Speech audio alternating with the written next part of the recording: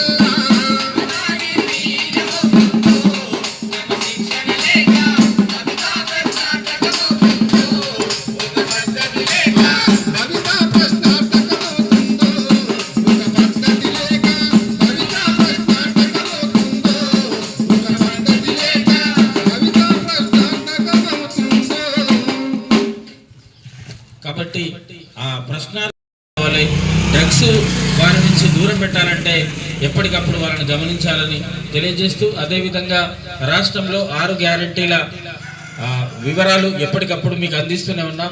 ఇప్పుడు రాజీవ్ యువ వికాస్ అనే కార్యక్రమం ముందుంది కాబట్టి ప్రతి ఒక్కరు 5వ తారీఖు లోపు మీరు దరఖాస్తు చేసుకోండి.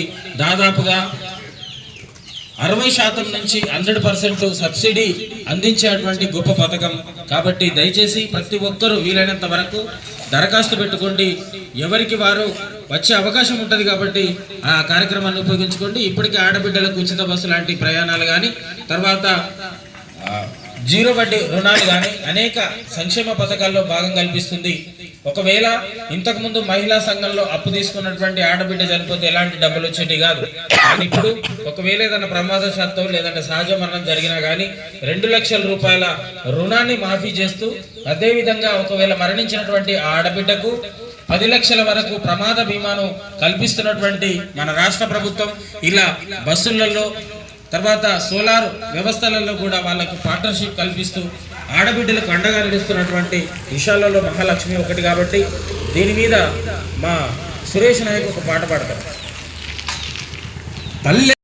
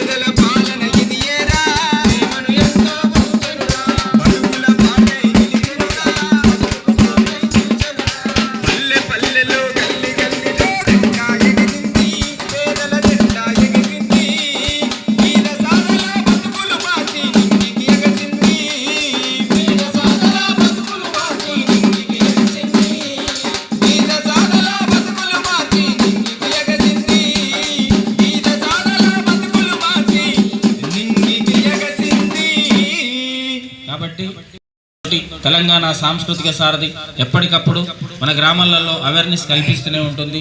అదేవిధంగా మళ్ళొకసారి గుర్తుపెట్టుకోండి, పిల్లలకు సెలవులు వస్తున్నాయి, ఒంటి పూట పడి ఇంటి దగ్గర ఆడుకునే సమయం మనం టీవీలలో లేదంటే బీడీలు చేసే సమయము ఇంకేటన్నా ఆదమర్చినట్టుంటే పిల్లలు దగ్గర ఉన్నటువంటి చెరువులు బావులలో పడే ప్రమాదం ఉంటుంది. ఇప్పటికే రోజొక్క వార్త ఇలాంటి వార్తలు వినాల్సి వస్తుంది కాబట్టి పిల్లల్ని దయచేసి అటు విషయంలో జాగ్రత్త వహించండి. ఎండ ముఖ్యంగా ఎండ దెబ్బ తగిలితే మన పానమంతా అతలకుతలం అవుతుంది. దయచేసి ఎండకు మీరు నీడ పట్టునే ఉండి ప్రయత్నం చేయండి. పొద్దున్న సాయంత్రం మాత్రమే పనులలో ఉండాలని తెలియజేస్తూ ఈ కార్యక్రమానికి సహకరించినటువంటి గౌరవ కార్యదర్శి గారు, గ్రామ పంచాయతీ సిబ్బంది, గ్రామ పెద్దలు, పదవుల్లో ఉన్నటువంటి ప్రజాప్రతినిధులు, అధికారులందరికీ పేరు పేరున తెలంగాణ సాంస్కృతిక సారథి పక్షాన మీ అందరికీ కళాభివందనాలు తెలియజేసుకుంటూ ముగిస్తున్నాం. Thank you. అన్న ఒక ఫోటో తీసుకున్నాం.